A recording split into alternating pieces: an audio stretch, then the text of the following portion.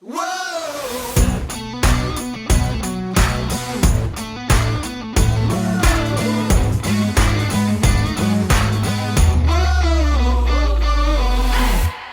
Welcome to the What's Our Verdict podcast, where we fashion ourselves cinematic judge and jury. My name is JJ Crowder. I'm here with my co-host, Alec Burgess. Let's get it. Yeah, we appreciate you tuning in. Go ahead, hit that follow, subscribe, like, bell notification button, all those fun things. Tell a friend about us. Tell your family about us. Tell everyone about us. Tell your imaginary friend about us, especially. We love imaginary fans. Tell your redheaded stepchild that you do not love about us. Exactly. It's torture, so it's a good point. Yeah, we're back to last movie of the year, dude. Like, yeah, it is the last movie of the year. Well, Actually, it'll this will be come the out first movie. Yeah, first last movie we in, watched, but it carries over to be the first movie of 2023. The first release of 2023. Welcome to the new year. For those listening on Monday the 1st, is Monday the 1st? It is the 1st, huh? I thought it was the second. Is it the second? I think it's the second because Sunday's the 1st. You're right. Everybody sets their New Year's resolutions, then by Monday or the 2nd, they have already fucking lost every single resolution. Yeah, that's fair. That and the 21st of January is considered the most depressing day of the year because everybody thinks that you can create a new habit in 21 days. So on January 21st, when it's not a new habit, people start to cry. Yeah, they get all broken hearted. That's why you should never change. Don't give in to peer pressure. Yeah. Stick with being an asshole. It's fine. Yeah. Just be like us and just fucking do you. And not give a shit. And with that, we're here today to talk about The Glass Onion. It was released December 23rd, 2022. It was written and directed by Rian Johnson.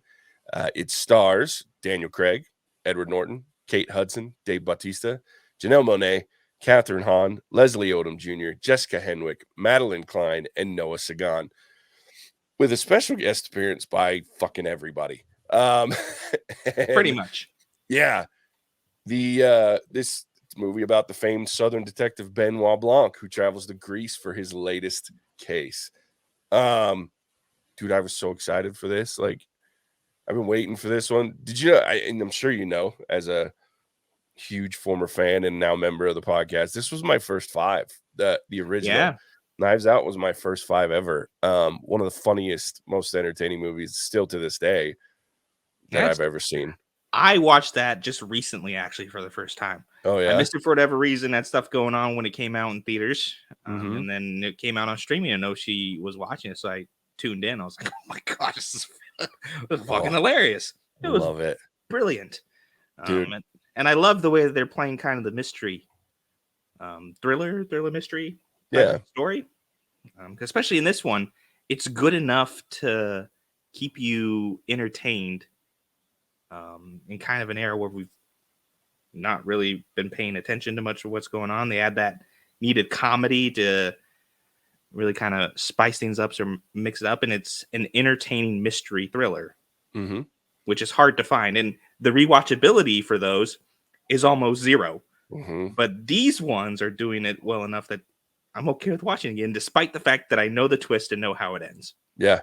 Well, and I think that's what I loved about the first one so much, and this one too, is that it's almost like they throw the answer at you so heavily the whole time that you're almost like, it can't be that, can it? No. But then it is, but you're still like, it's interesting because it's not like a letdown. Because, you know, for me, we talk about this all the time. I randomly figure shit out a lot in movies and TV pretty early on, for better or for worse. And sometimes it's a real letdown for me that I'm like, oh, I already know where this is going. But these movies, and that's one of the things with the first one and then this one, it's like, I know, you're like, I get it. Like, there's no way that it can't end any other way than this. And I'm okay with that. I want to know how we get there, though. And I want to know how Benoit Blanc figures it out. And like, his explanation of everything is always so great. And, you know, kudos to Daniel Craig, because I've always loved Daniel Craig and a lot of things that he's done. 007, the old original Golden Compass, no matter how shitty that movie was, he was fun. But at the same time, like, I never pictured him in this role of Benoit Blanc, but No. goddamn, he kills it. Like I love every minute of him on screen. Oh, So absolutely. And the best part is like in this one, especially, the big reveal really isn't his. yeah. Like he's completely hands off. We get his reveal early on in this dinner party, which is such a brilliant scene. Oh yeah. It was probably my favorite one. Oh Where yeah. you start this murder mystery dinner. Edward Norton's character is Miles, like super stoked about this great adventure. He's got the best detective here who he's sure is going to be fooled, and it's going to just add to this legend that he's cultivated amongst his friends. Mm-hmm, And then it takes Benoit Blanc all of 20 seconds to shit on his parade Oh yeah. so hard. And it was just funny because even before he starts going, he's like, well, what do we win as a prize? You said we win. I have to figure what we get, something like an iPad. Yeah, and the way he played it was so cool because it's like, oh, he's gearing up to get started, not to Yeah. like, and you didn't think, Reveal what happened. yeah, like I didn't see it coming, which was fun because he's just like, it's this, and I'm like, oh It's fuck, Birdie this, J. yeah, with the crossbow, and then when he's all done, just shitting on everything, like the arrow that shoots across and still hits Miles. Oh, it's great. Oh, it was beautiful. Yeah, I love that reveal, but that came so early in the movie, Mm-hmm. which is great because it sets your expectations almost, especially if you haven't seen the original, to know that Daniel Craig is the man, right? He's got it Oh all yeah. figured out. He's better than Sherlock Holmes, all of these things. He knows how to be a detective. And then he really doesn't do a whole lot for the rest of the movie. So true. Like, and but it still works. It still fits. You're still waiting almost for him to give the big reveal. Then when the time comes, he almost passes the torch on to Helen Mm-hmm. and takes a back seat and walks away. Oh yeah. And it was amazingly done. Um, and it was just so good. Yeah. It's hard to put into words how great this was. Yeah. And I'll be honest, so it's one thing that concerned me is when we first start, it starts off because one thing about the original Knives Out was it was like immediate. Like you were like, whoa shit, this is happening, right? Like what the fuck's happening right now? This one took a minute to get there, right? Like so you have all the boxes getting sent out, which the whole like group call was pretty funny and them trying to figure out the different traps or whatnot. And then you just get to the freaking one chick and she just beats the shit out of it with a hammer. So all these intricate things, and she just is like, fuck it, I'm gonna break it. Which is what I would have done. Yeah, If I'm exactly. honest. I would Yeah. have gotten bang, bang, bang. Oh But yeah. that was so cool as well because you have Dave Bautista's mom in the background, like it's a Fibonacci sequence. Yeah. She's like 3 steps ahead of this alpha scientist. Oh yeah. I forget his name, Lionel. In the Lionel. movie. Yep. She's like 3 steps ahead of this dude. Where it's an N, it's a compass. And just a short pause later, you have it's a compass. Yeah. Everybody turns north. Oh, She's yeah. just in the background. Then Whiskey walks up afterwards, like, "What's this?" I have no idea. Just deadpan. Mm-hmm. I couldn't. It was just. It started a little bit slow, like you were saying, Yeah. in terms of action, but they filled it in with comedy almost seamlessly. Yeah, oh, for sure. Well, it's just like and then you skip to Blanc sitting in the bathtub going nuts because of COVID, and he can't solve a case or whatever, and he's in the tub on a freaking call with like Kareem Abdul-Jabbar and like Playing Among Us of all things. yeah, seriously, like, and I love that like this running gag that he's terrible at like investigative games, like Clue. Among Us and Clue and shit. And like the whole time, like he's on there with Steven Sondheim and like Natasha Lyonne, and they're just making fun of his ass. Like just the random shit in this movie, in the ramp up of this movie. But I love how they did it because you couldn't, unless you wanted a copycat of the first one, you had to have a different ramp up, right? Like you couldn't just start with this whole scene of this old man killing himself to avoid her getting in trouble. Like you can't redo that. So it's never going to be perfect because that was just the perfect storm in the first one. But this one, It took me a minute to get into the ramp up, but I was like, okay, this is pretty funny. And then I was like, and then as soon as you hit the island, it all goes off the fucking rails. You're like, whoa, shit, this is crazy. But yeah, it took a minute, but it was just funny. Like you said, it was full of comedy, just chock full of it. I mean, it makes so much more sense after you hit about that halfway point in the movie, and they go back and tell you the story from Helen's point of view, and it fills in all the blanks, and you're like, oh, yeah, as things pop up. But I mean, like you're saying, it's almost a subtle comedy, and I really enjoy that subtle comedy where it's not, like the sitcom laugh track going off, cueing you when to laugh, or a big kind of break in the dialogue so that you can focus on the joke and the punchline. Like when Daniel Craig's first talking to Edward Norton, and he's like, yeah, this box showed up full of children's puzzles. Like, these things are super intricate, multi-layered boxes that, we figure out he spent a lot of money on hiring a guy to build, and Daniel Craig just backhanded from the get-go. Yeah, it was full of like just, stuff that children could solve. Oh yeah. Oh yeah. Oh, and I love like I mean, Rian Johnson, look, he gets shit on a lot because of Star Wars: The Last Jedi. But you know what? The guy's a fucking genius, and he writes impeccably, and this is no exception. And like the subtle shit on Elon Musk that this movie had, like, made me laugh so hard. Like, and I was sitting there even from the beginning because you meet Miles on this beach. And even before Benoit Blanc points it out later on in the movie, he's just saying this dumb shit. And you're like, what the fuck is wrong with this guy? Like, well, the problem was I heard the words. Yeah. Right. And I was like, that's not right. Like, especially the one that really stuck out was infraction point. Yeah. And I was like, That's I looked at cases. Do they mean inflection point? Like, yeah. But I was like, no, that's got to be on purpose, and they're playing this kind of like dumb billionaire thing where nobody's gonna correct him, like you see all the time. I was like, that's got to be on purpose. Like this is just another running gag. Yeah. So I was like, that's not the right word, but yeah, I could see playing a character or something like that, and absolutely not. The guy's just a fucking moron. Yeah, just a complete idiot. Doesn't know the right word. Yeah. It was perfect. Just 100% confident that this is the right word. And if someone was, nobody's going to correct him. They're all looking at him like, oh my gosh, what the fuck? Well, and it's just such a funny allegory for our world too, right? Because if you have money, you can get away with dumb shit like that. Yeah. Nobody's going to say anything because they want you to pay them. Like, I mean, they're hanging on that golden tit. Exactly. They're hanging on the golden tit. It's fucking great. This whole, and I think, again, that's another reason that I love Rian Johnson. Just like in the first one, it was this whole story of families and how, again, money like corrupts families and makes them shitty human beings when it comes down to it. At the same time, this one took it as like from a whole societal level versus just the family.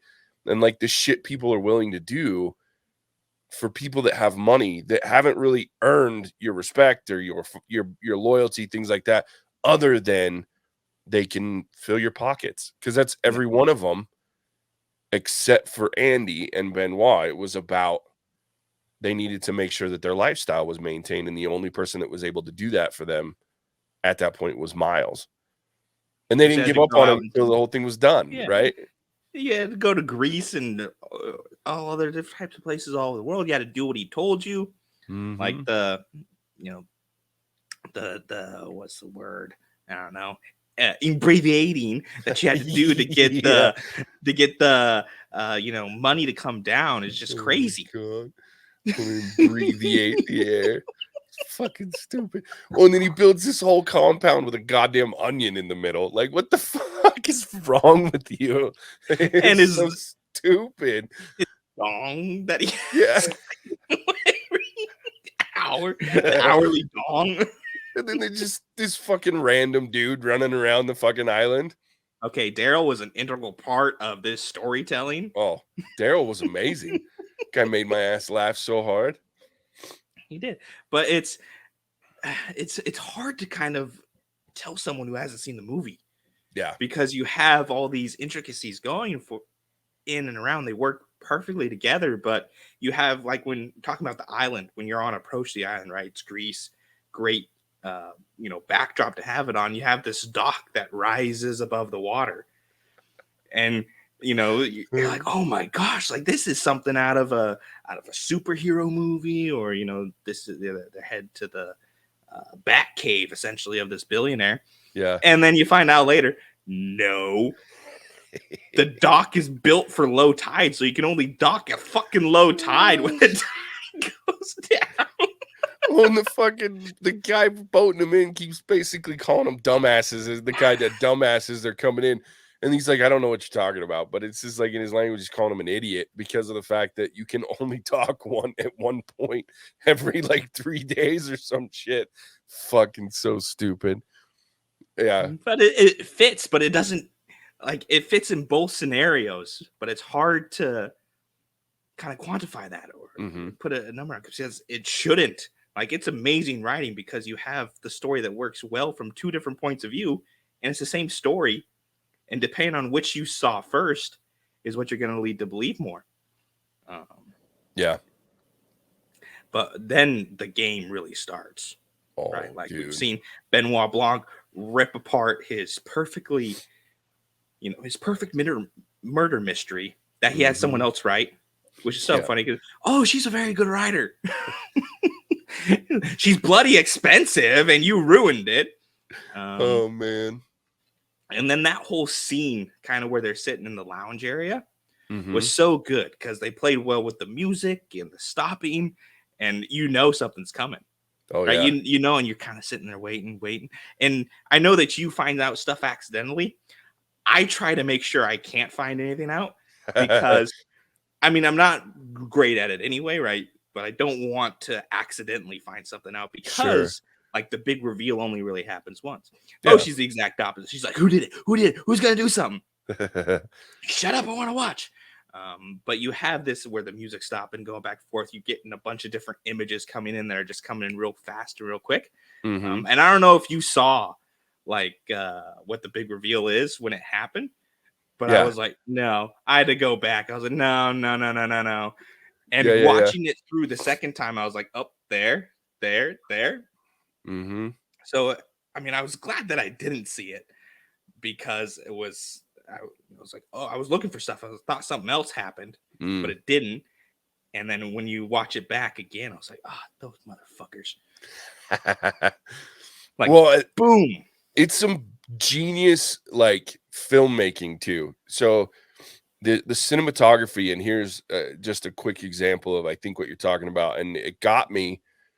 It made me second guess myself, like seriously. So, spoiler alert: if you're listening and haven't seen this and you want to avoid spoilers, back off now because I'm about to spoil some shit. But when I'm watching it and Miles sits down the first time, right? Not the recaps or whatever. But he sits down next to Batista's character and he hands him the drink. I saw it. Like, and I said to Casey, I was like, oh shit, he just handed him his drink. I was like, game on. I was like, Miles is it.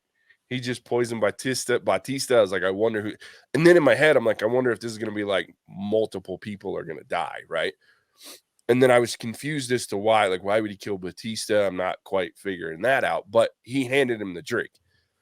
And then after all of it's starting to figure out and Benoit Blanc's going through some things and he looks at the drink, you see a different cut of that same shot of him setting the drink down and Batista's character reaching for it. And I went, oh, he's going to figure out. Wait, I swear to God, he handed it to him. I was like, did I see that wrong? And so I started second guessing myself. Did I see that? Did I just mentally put that in my brain because I wanted it to be that way?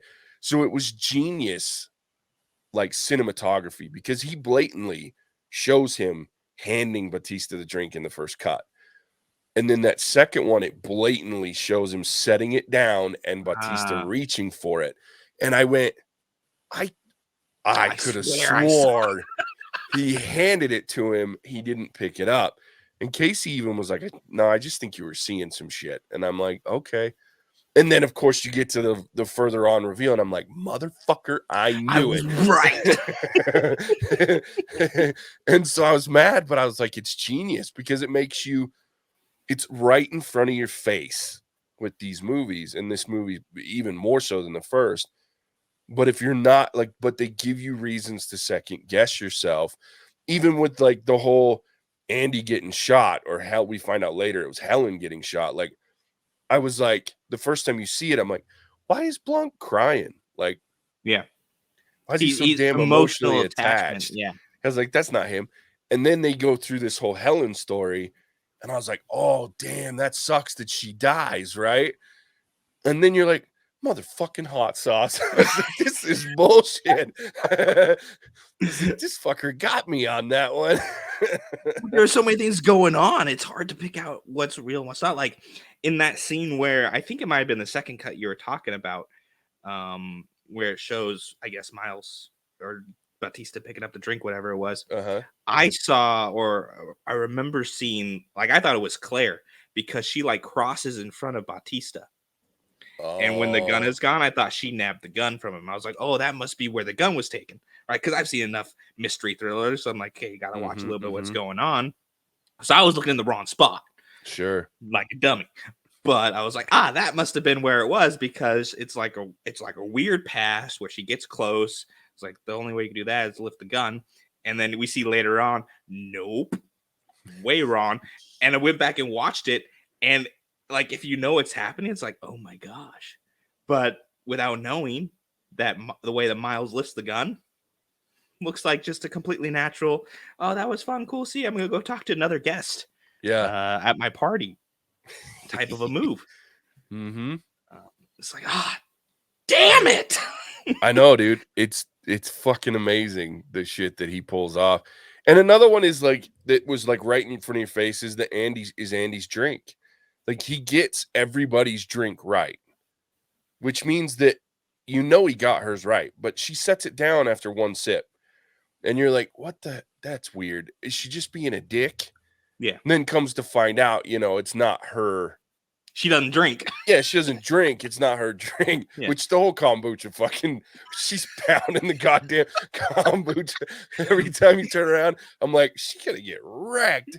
And then the fucking, I love the line where she's like, that fucking Jared Leto, if I ever meet him, I'm gonna beat his kombucha ass. Kombucha brewing ass or whatever. No, it was funny because, again, in that other cut, you see that, or you get the story that she like doesn't really handle her liquor all that well because she's not an avid drinker. Yeah. And you see, as soon as Miles hands her a drink, you see Benoit Blanc going, yep. Like, do not drink that. Yeah. It's fucking great, man. Yeah, I love the intricacies of his filmmaking. I mean, he did it. You'd see it with, I can't remember the one with Bruce Willis and Joseph Gordon-Levitt, where it was like the time traveling. They were the same person in the time traveling fucking Looper. He did a movie called Looper that was really fucking great and did a lot of the same things. There's just some really intricate filmmaking and like shots that seem normal, but if you pay attention to them, like, they give away a lot of the movie and what the actual story is. So this one's no exception. In fact, I think this one might be, as far as the cinematography piece goes, might be the crowning achievement of Rian Johnson and his like crazy shit, because this one was wild. And especially like all the characters, as you're watching that first cut before you see going back and seeing Helen's take, like, you get this like each character sitting around the pool and whatnot, and she's always there, but you don't see what the fuck she's doing until you see her cut of it, other than she's just sitting there staring at people and being all weird and awkward and shit and making everybody uncomfortable. But then like the interactions of, like, you just see the disdain of all these people that they have towards Miles, even though they're hanging on to the golden tit. Yeah, what a great line throughout this movie. Yeah, it just was a lot of fun. Like, it was, yeah, so much intricate shit throughout this whole movie. And the comedy is just fucking gold. just I couldn't like I didn't think that he could outdo himself from Knives Out with the comedy, because still one of my favorite things. I'll still say it today. Like if someone's giving me shit or whatever, and they're like, I'm not eating one iota of shit, because it was just this background line in Knives Out where Chris, whatever his character was Evans. like, Chris Evans' character is like, you eat shit and you eat shit and you eat shit. And the uncle in the background as he's walking out is like, I'm not eating one iota of shit. And I still say that just as like, I'm not, And, but like he had some fucking classic lines, like where Benoit Blanc goes off on Miles being a moron. Oh, that was so funny because I mean, it's the running joke, right? Clue, and how it's a stupid game. He's like, yeah. It's like, this is dumb. This is like worse than Clue.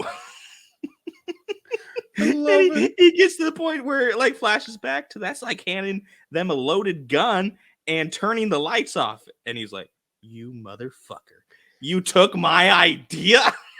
Like I gave you the idea. Guys, the one good murder you pulled off and you took it all from me. Like it was my idea, it was just fucking great.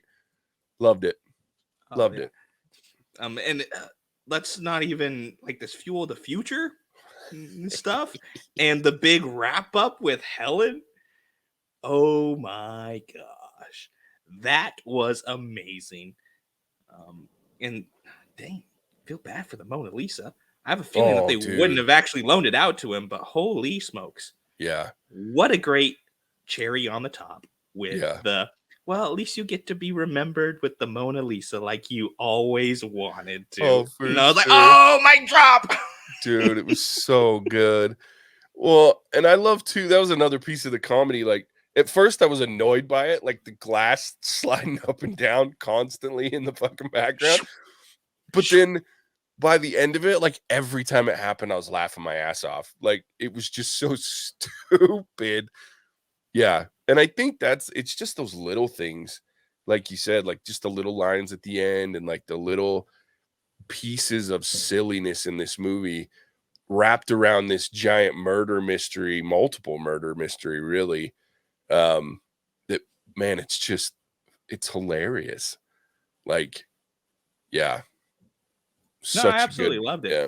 And then like I think my favorite part was, when they're doing this big reveal and they're wrapping it up and they're going back in time and showing like when they talk about, Miles going and killing Andy and then almost hitting Duke on his way back. And Duke says like, hey, remember that night you almost pancaked me outside of Ann?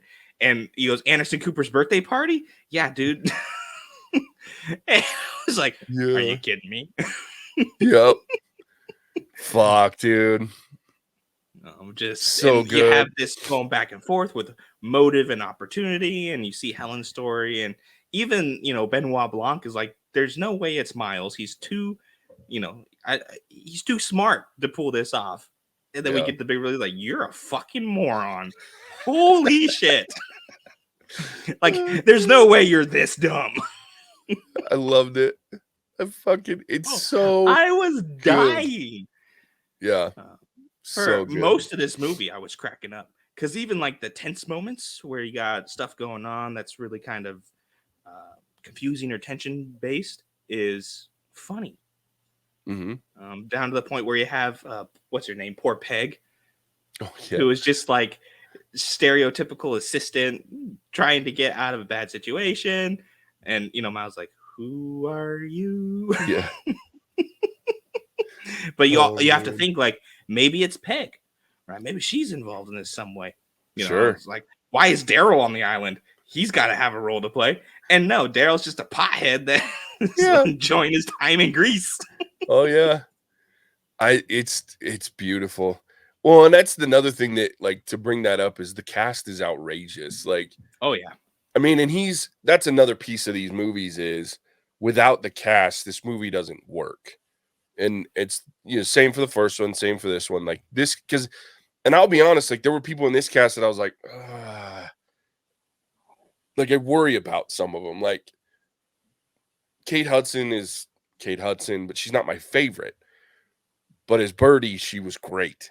She's just neurotic, annoying idiot. It's my secret phone.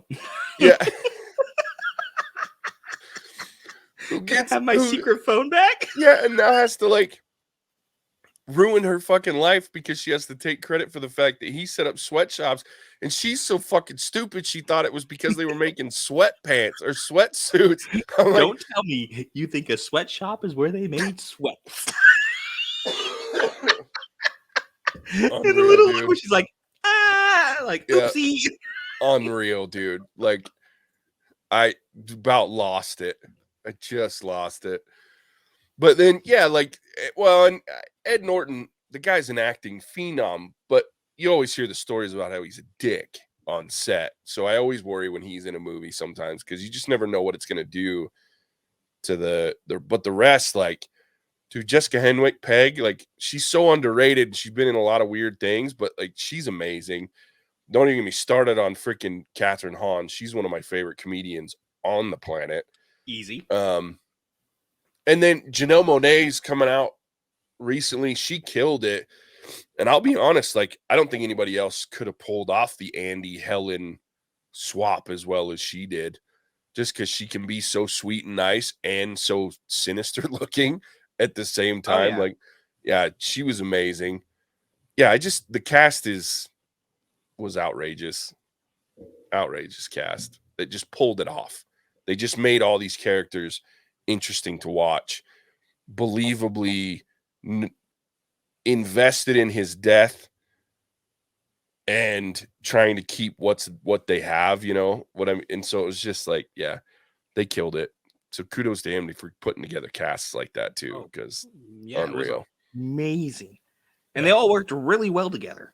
Mm-hmm. Like, you believed they were all really hating Edward Norton, which might be why they cast him to be such an asshole on set. Yeah. To get that kind of vibe, but at the same time, not willing to take that step to put him on the chopping block.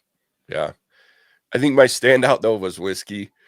Friggin' Madeline Klein. She killed it. And I've only ever seen her. I don't know if you've ever watched it on Netflix. Now I forgot the name of the show. It's about these Just kids make out one in up. South Carolina. I know.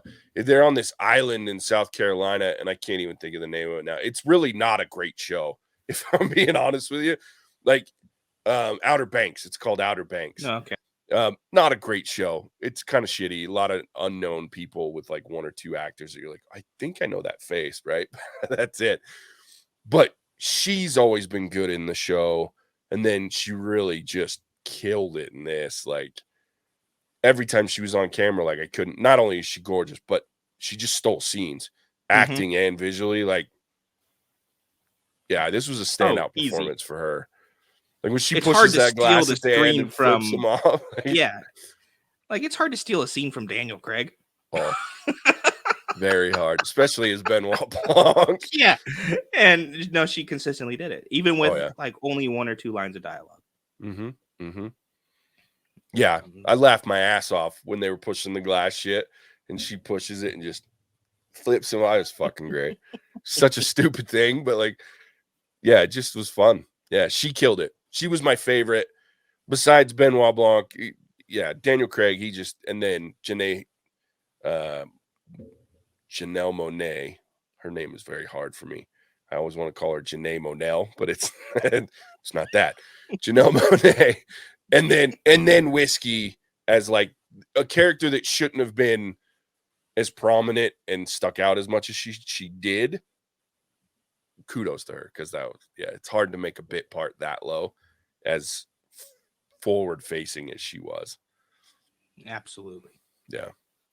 And the assumption that she was dumb, and it turns out she's like pretty kind of smart. You know what I mean? Like, I love that, working on a building her brand and going into politics. Yeah. Using this knuckleheaded Dave Bautista's like, and she's like, I don't know if I'm really having like this moral dilemma on whether I should keep, because he's such a right-wing man dude, and is that going to hurt my brand later? I'm like, this is fucking great. It was such a stupid conversation, but it was great. It really was. That's how the world is right now. Absolutely. Like, use them till you can dump and get rid of them. Yeah. I mean, you take whatever inroads you can get to get yours, right? And then exactly. then you make it your own. So I could talk about this show. And I only watched it once, surprisingly. I normally will double up, but with me feeling like shit, I just was like, I don't know if I have the mental capacity to try to watch this again. But Oh, I'm absolutely. gonna. Without question. It's a good one Yeah, to for a rewatch.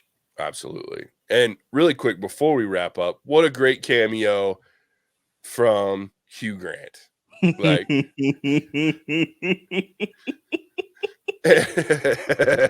answering the door. Like, I was so mad at myself for not recognizing his voice, like when he was yelling at him in the first part. And then he opens the door and I was like, I cheered. Like, I was like, yes, I love Hugh Grant. Even when he's only on it for like 2 seconds. Right? Just baking. Yeah, just baking as Benoit's freaking husband, boyfriend, whatever he was, which is causing all the uproar. Who gives a shit? It was so fun. It's perfect pairing too. This Yeah. hoity-toity British dude baking, and then you got this as Chris Evans says, the foghorn leghorn drawl. Like, just love it.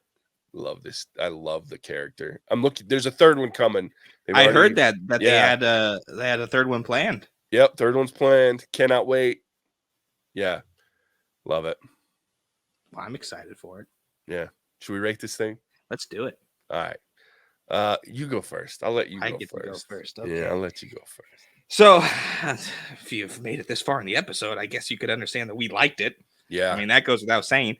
I will say, and it's not really a knock on this specific movie, but a knock on mysteries in general, is that the rewatchability frequently isn't there. So I'm glad that they add the comedy, but still, it's something that I don't think I could enjoy multiple times the same way I enjoyed the first one, just because I already know the twist in the story. I think that the mystery thrillers that we get could benefit, and I think this movie could benefit as well by adding a second killer, instead of have it just be Miles. Because I know they were kind of leaning that way in the story, where someone's protecting Miles, and we find out that Miles killed both Andy and Duke. And I would have, I think the rewatchability would have been there more if there's two killers, because then you have to remember, if you come back in a couple years, oh wait, I thought Miles was the killer for the movie, but no, it was actually Claire or something like that who killed Andy. But overall, I don't think that's like a huge issue with the movie. It doesn't hurt at all. It just would help me to enjoy a little bit more. Straight out of the bucket, this is my second 5. Ooh, damn. Second 5. This is gonna be up there with Amsterdam. So we're starting out 2023 with a 5. JJ gonna start out right. I love it. So yes, I will be watching it again. Loved it. Wonderful. Yeah. I was stoked when it came out because I forgot it was even coming out, and then I saw the previews, and then I was like, oh shit, this is out. So I was really excited because we didn't know what the hell we were gonna watch. Oh, and not a clue. I was like, in fact, you texted me, I'm like, I don't know. And then I looked real quick, I'm like, oh, this is out. This one. Perfect. Yeah. It was like, we can watch it right now because it's out already. And I'm glad we did, man. It was fun. Like I said, Rian Johnson gets poo-pooed on a lot. Look, I'm one of those weirdos that actually enjoyed The Last Jedi because it was a different story. I don't think it's unrealistic to believe people get to weird places. And I think that's what is paramount in his writing throughout, is the actual characterizations of people and like where we fall in this morally ambiguous world that we live in, and like what drives us. And like his characters always have that, and this one's no exception. It's a character tale that's surrounded by this murder mystery, right? And you get to learn a little bit about each of these characters enough that you either hate them or love them, or you think they're brilliant or they're morons, and yet you have to question every decision that they make. The only person that has any moral legs to stand on technically is kind of Helen, but even then she doesn't by the end, right? And Benoit Blanc, like, he's the only one that's like, look, I'm only here to solve a mystery. I'll tell you the truth, and then I'm out, not right? Batman. Yeah, like I'm not the police. I'm just gonna tell you the truth, and then I walk away. Now, he did get his hands a little dirty on this one when he handed her the freaking fuel. I was like, yes, blow it all to hell. So it was a lot of fun. But look, it's intricate, it's detailed, it's fun. It even keeps a guy like me who tends to fall into the answers just by paying too much attention to detail in movies. It gets me, made me second guess myself, made me question. And I love the way that he can do this. Rian Johnson does this in these movies with an obvious answer every time. Like, you shouldn't second guess yourself, but you do. And I think that's fun, on top of the fact that we get good storytelling and great comedy and some really interesting characters. And so for me, again, I gave it a 5. I'm giving this one a 5 as well. The sequel's as good, as the original, and in some ways better, in some ways not better, but it's still on that same plane for me. And I'm with you, like most murder mysteries. In fact, we got another murder mystery film coming up this month called Fracture. A little darker, a little heavier, not funny at all, really. But the rewatchability, I haven't watched it in probably 6-7 years, because the rewatchability is hard, because once you know. I think that's what sets these ones apart. Like, I've watched Knives Out 100 times, and I still enjoy it just as much as I did the first time. Not because I don't know or I get questioned about what's going to happen, but because it's fun and it's entertaining, and there's so many other things about it that make it good. And I think this one will be just the same. It's just entertaining and fun, and that's been my MO this year, as we learned from the year in review, is like, look, if you can entertain me and make me have fun, I'm going to rank your movie high. And it's just so few and far between these days. But the Knives Out stories, primo, good Top shit. Notch. Yeah. So a double 5 there. Woohoo! What's funny is I think Mattson, based on, because Mattson gave Knives Out, I think, a 4.5 when I gave it a 5. Ruined it. So he wouldn't have given it a perfect 5, I don't think, but I think he would have still scored it pretty high. So yeah, all around great movie. Go check this one out. And while you're doing that, pay attention to Alec here, who's going to tell you where you can find us. Oh, before you do that, we had a name change. Oh, gosh. I know. I forgot to warn you earlier. As he was voting, he made some name changes. Of course. That name change is now this motherfucker. I love him, dude. In honor of Mattson's vacation to New Zealand, his name is now Auckland Zoo's Flamingo Exhibit. I know. It's the fucking greatest thing ever. So yeah, Alec, tell everybody where they can find us, man. Thank you, one and all, for tuning into this episode of What's Our Verdict, and a special thank you if you made it through the whole episode. We appreciate you. This is the first episode of 2023, and talk about an absolute ripper.